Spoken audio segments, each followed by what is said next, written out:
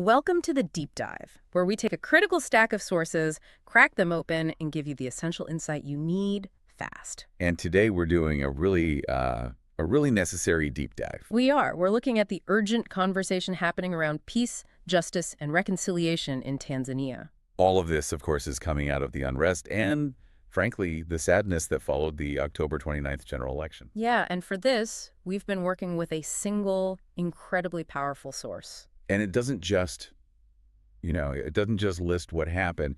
It makes this argument that this painful national memory has to be a definitive turning point. It's a call to action. It really is. A compelling call for the country to stop, to reflect, and to actively rebuild, to get back to its historical values of unity. So our mission today is to cut through some of the noise and give you a shortcut to understanding not just what happened, but the practical steps being proposed. The how.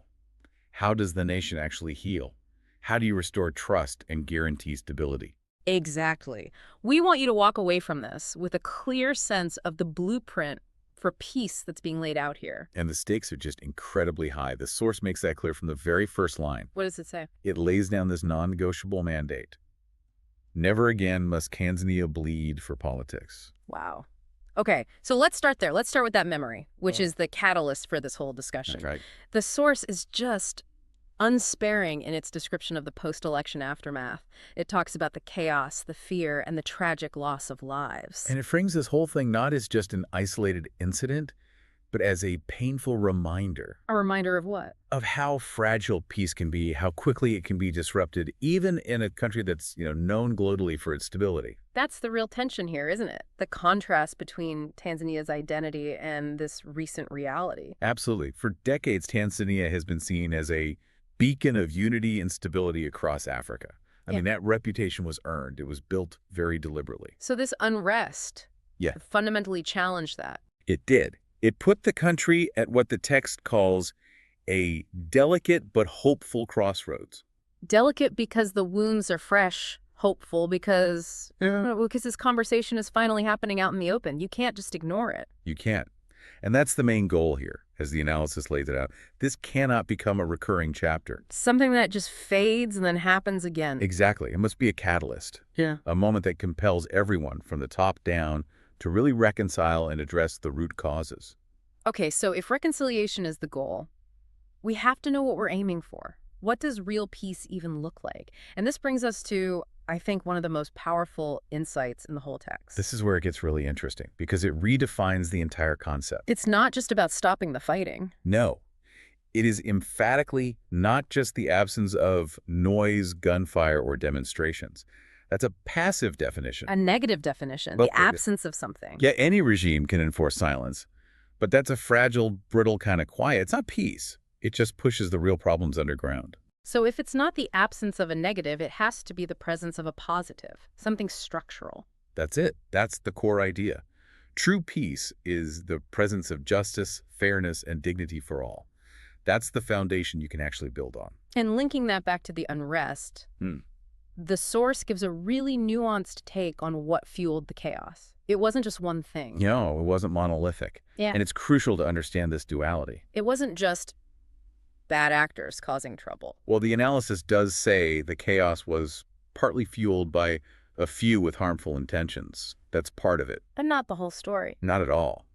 It argues that, more broadly, the unrest reflected this deep systemic feeling of disappointment among citizens who felt unheard, marginalized, and unprotected. That feeling of being shut out of the system. That's the real fuel for the fire, because that feeling touches so many more people than just, a few political instigators. It's a much more dangerous problem. And this is where the text gets very practical for you, the listener, and for the nation. It gives an instruction on the very first step of healing. And it's an emotional step. It says that those disappointed voices, whether you agree with them or not, they have to be acknowledged with empathy rather than dismissed with hostility. And that's not just a nice sentimental idea. It's deeply pragmatic. How so? Well, if you just dismiss those voices with hostility or you mock them, you only guarantee they'll come back louder and more radicalized next time. Empathy is the tool that starts to shift the conversation. From a conflict to a problem-solving session. Exactly. It's about recognizing shared citizenship, even in a moment of crisis. So that's the expectation for the people. But what about the leadership? What does the source demand from the top? The demands on leaders are very specific. They're called to rise above three toxic traits: I'm sure. arrogance, tension, and triumphalism. Triumphalism. That one feels especially dangerous after a fractured election. It is, because it tells the other side that they simply don't matter. It reinforces that exact feeling of being unheard that caused the problem in the first place. So the opposite qualities are what's needed. Humility, openness, a real commitment to dialogue. Yes, and the source gives leaders a very good, even self-interested reason to adopt this approach. It's what we could call the power paradox. Okay, what's that? It's this reminder that power is temporary, but the legitimacy that comes from serving citizens with fairness and respect endures far longer. That is a deep truth. Power demands obedience. But legitimacy earns trust, and trust is what was broken. Leaders who only focus on their temporary power risk being left with nothing when it's gone. No respect, no legitimacy. But it's not just on the leaders, right? The source makes it clear this can't just be a top-down government project. Not at all. It's a shared national project. It lays out this incredibly broad mandate for collective action. Who else holds a piece of the solution? Well, political parties, of course, Yeah. but also faith leaders who can often build bridges where politicians can't. Civil society, elders, youth, and the wider public. The idea is that everyone is accountable for moving forward. The government's job is to lead the way and create the framework for that to happen. Okay, so let's move from the philosophy to the practical steps. Because, as the text says, speeches alone won't convince anyone that this is real. People need to see tangible action, things that go more than speeches. So what are those actions? What are the key institutional pillars that need to be fixed? The source is very explicit. Three main things. Okay. First, strengthening democratic institutions. Yeah. That means your electoral commission, your judiciary. They have to be seen as independent and impartial. Not just tools of the party in power. Exactly. Right. Second, ensuring real transparency in how decisions are made.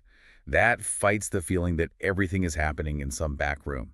And the third. Actively allowing and protecting the space for peaceful political expression. And that connects right back to the core problem, the feeling of being unheard. Precisely. These reforms are all about de-risking participation. The goal is to create a guarantee. I guarantee That no Tanzanian fears speaking, assembling, or dreaming of a better future. If you, as a citizen, feel safe to disagree peacefully, then you know the healing is real.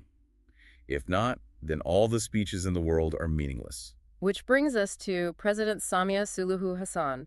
The source places her at the absolute center of this historic moment. It does. It outlines her position very carefully. She has, of course, the constitutional responsibility to maintain order. But it's more than that. Oh, much more.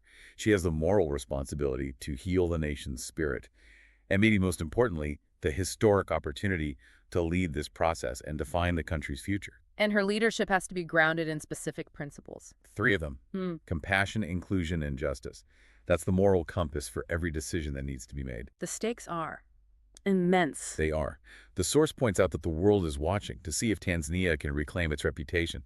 But then it adds something even more important. Which is? But more importantly, Tanzanians are watching. History, with its unforgiving memory, is recording. That idea of history recording everything, it puts so much weight on this moment. It does. And the ultimate hope is that all the sorrow from October 29th isn't just wasted pain. That it transforms into something useful. Into collective wisdom, something that guides the country back towards unity and allows Tanzania to, as the source says, reclaim its soul. A commitment that this never, ever happens again. That has been a really profound deep dive. And it reminds us of that core distinction. The difference between just having an absence of noise and actually building the presence of justice. That is the key takeaway. And that leaves us with a final provocative thought for you to consider, pulled directly from this material. Okay. What does it really take for a nation, one that's been scarred by this kind of political violence, to truly accept that political disagreement should never lead to bloodshed? And on the flip side of that. On the flip side, how fast can legitimacy, which is so hard to earn through fairness and respect, how quickly can it be destroyed by arrogance and triumphalism? The challenge for leadership isn't just about winning an election. It's about what you do after. It's about serving citizens in a way that creates a trust that endures long after your temporary power is gone. That is an excellent point to end on. Thank you for walking us through this today. It was critical. My pleasure. And thank you for joining us for the deep dive. We'll see you next time.